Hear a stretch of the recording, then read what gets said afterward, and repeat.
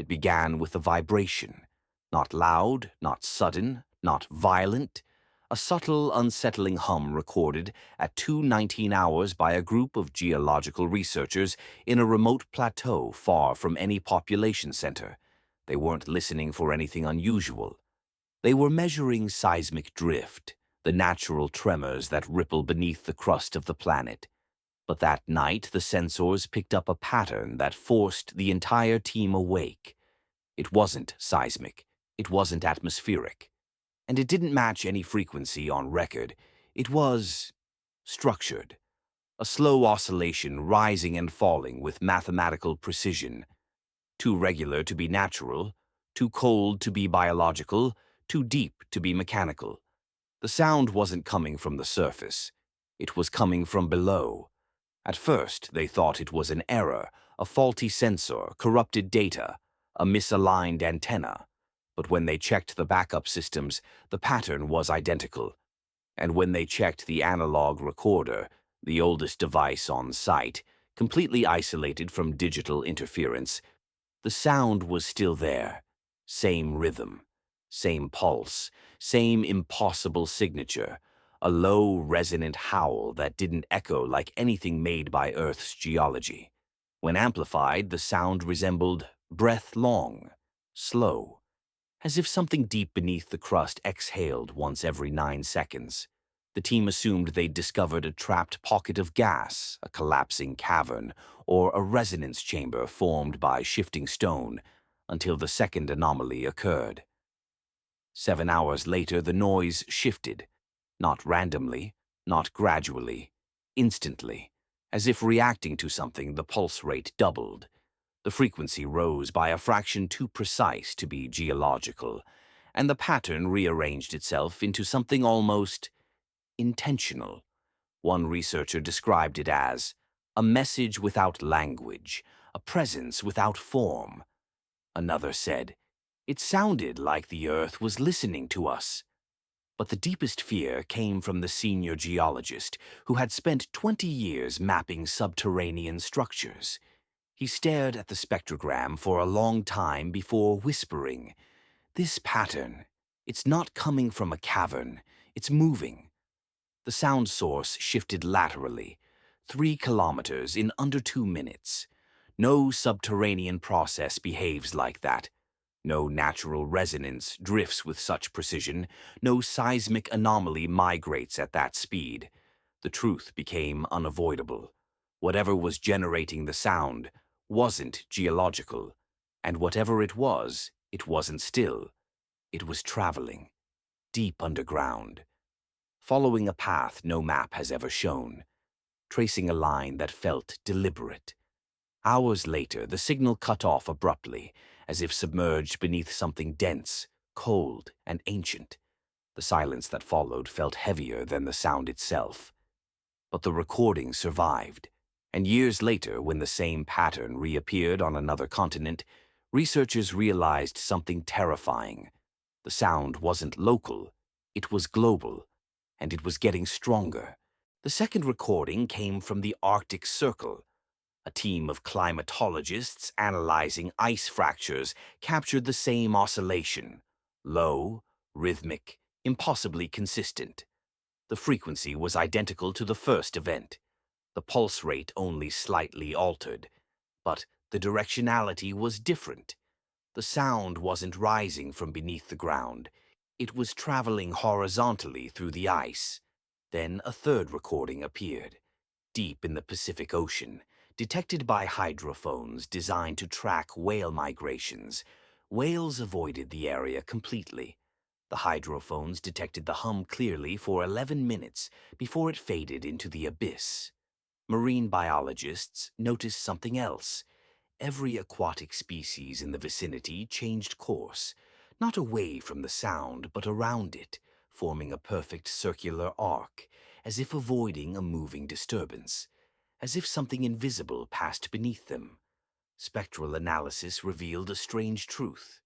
The sound behaved like an object, not a wave, not a resonance, not a natural vibration, but something with mass, direction, velocity, purpose. Some physicists proposed an underground magma channel. Others argued it was the collapse of a deep fault line. A few theorized it might be a previously unknown atmospheric resonance, but none of these explanations fit the data. The sound moved in straight lines. It changed speed. It stopped abruptly. It restarted. It redirected. No natural formation behaves this way. No geological anomaly changes course. And then the breakthrough came from an unexpected source, a historian specializing in ancient structures. She recognized the pulse pattern, not from modern science, but from architecture. Certain megalithic sites, aligned to solar and lunar cycles, echoed similar ratios. The hum matched the spacing between monolithic stones in structures half the world apart. Not perfectly, not numerically, but rhythmically.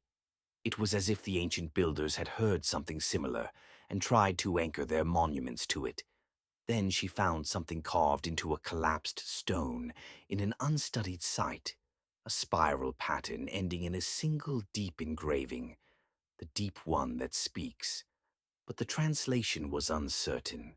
The root word could also mean the deep one that moves, or the deep one that circles, or even the deep one that waits.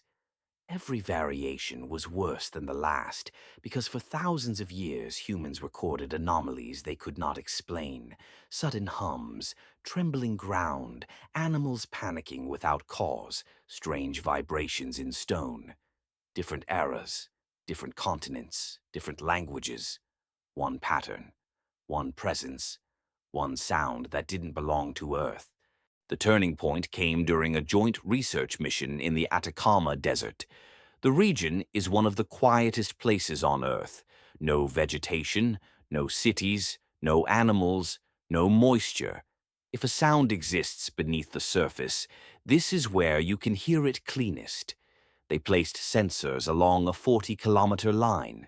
3 days later, the hum appeared faint at first, almost peaceful, then stronger, fuller, deeper. It moved at a speed no geological phenomenon could match, nearly 90 meters per second, too fast for stone, too slow for machinery, too steady for anything alive. The oscillation increased until the ground began to vibrate, not shake, vibrate, like a speaker pressed against the crust of the planet. The frequency was so low that human bones absorbed it. Some researchers felt pressure in their chest. Others felt heat spreading through their hands. One collapsed, describing the sensation as a ripple through the inside of my skull. Then the sensors captured something impossible, a signature, not a tone, not a frequency, a structure. The hum contained harmonics, layered like chords in a song that shifted with impossible precision. Someone whispered, "It's scanning." Another said, "It's mapping us." But the senior researcher said the quietest words, "No, it's responding." Because the hum changed every time the researchers moved. When two stood close, the pulse narrowed. When they separated, it widened, as if measuring distance, as if tracking density, as if observing. Then, without warning, the hum stopped, instantly. Total silence, no echo, no fade, nothing. And as the team stared at the quiet desert night, one of the sensors, the oldest analog one, crackled with a final signal. 3 pulses evenly spaced, perfectly toned, like a knock, on the underside of the Earth. When analysts combined all global recordings, Arctic, Pacific, Atacama, Siberia, Andes, a new pattern emerged. The sound wasn't random. It was moving in a loop, a perfect continuous circuit beneath the crust of the planet. Every 730 days, it returned to the same point. Every loop, it grew slightly stronger, weak at first, barely detectable, then clearer, then structured. Some believed it was a geological heartbeat, a natural pulse of the planet. But the timing was wrong, the shape was wrong, the scale was impossible. Others proposed a massive molten chamber oscillating beneath the mantle. But molten chambers don't travel. A few theorized it was something alive. But no life could exist at that depth. No organism could produce such scale. The only thing everyone agreed on was this. The sound is not natural. It is cyclical. It is intentional. It is growing. And it is old. Older than any civilization that ever recorded it. Older than the earliest human settlements. Older than the species itself. Whatever is moving beneath the earth, it has been moving for a very, very long time, patient, silent, looping its path like a ritual. But now, something has changed. The hum, once barely detectable, is now strong enough to register in regions that were silent a decade ago. The cycle is tightening. The pulse is rising, as if whatever travels beneath the earth is getting closer. The ancient civilizations that recorded it didn't know what it was, but they all agreed on one thing. When the deep one stirs, the surface must be still. The recordings we have now prove one final chilling truth. It isn't stirring, it is awakening. Like, comment, and subscribe for more dark archives.